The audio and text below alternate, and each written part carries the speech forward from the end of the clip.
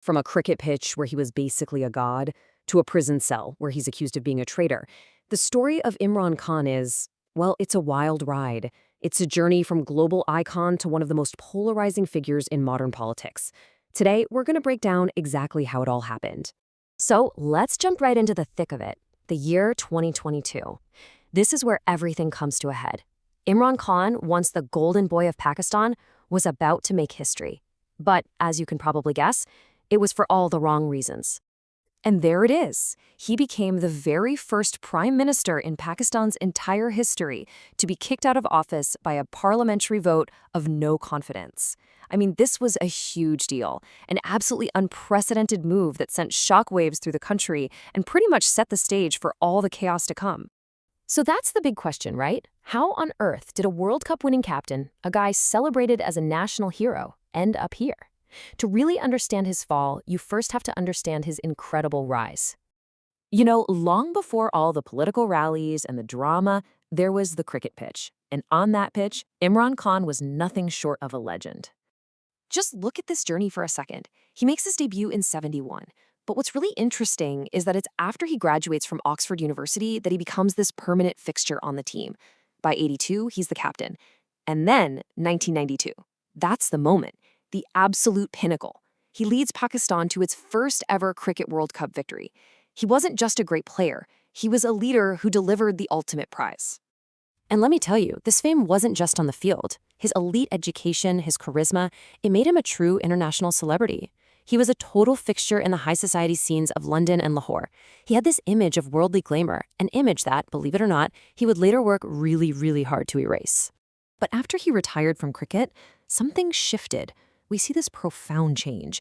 He has a religious awakening, embraces a more spiritual life, and just completely leaves that old playboy image behind.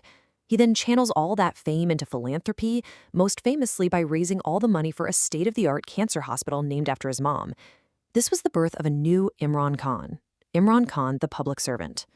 And that brings us to the next chapter of his life, jumping into the notoriously messy and complicated world of Pakistani politics. He positioned himself as the ultimate outsider, the guy who was ready to challenge a system he saw as totally corrupt and broken. So, in 1996, he founds his own political party, the PTI, which translates to the Pakistan Justice Movement.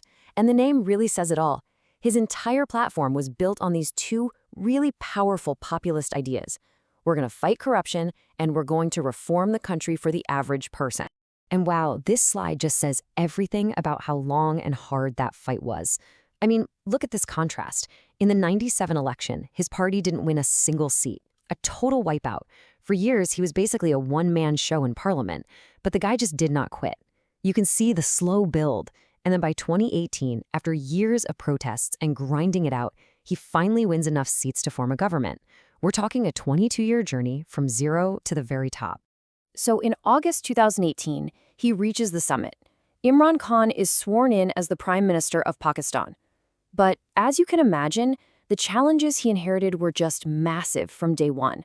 Reaching the top is one thing. Staying there is a whole other ballgame.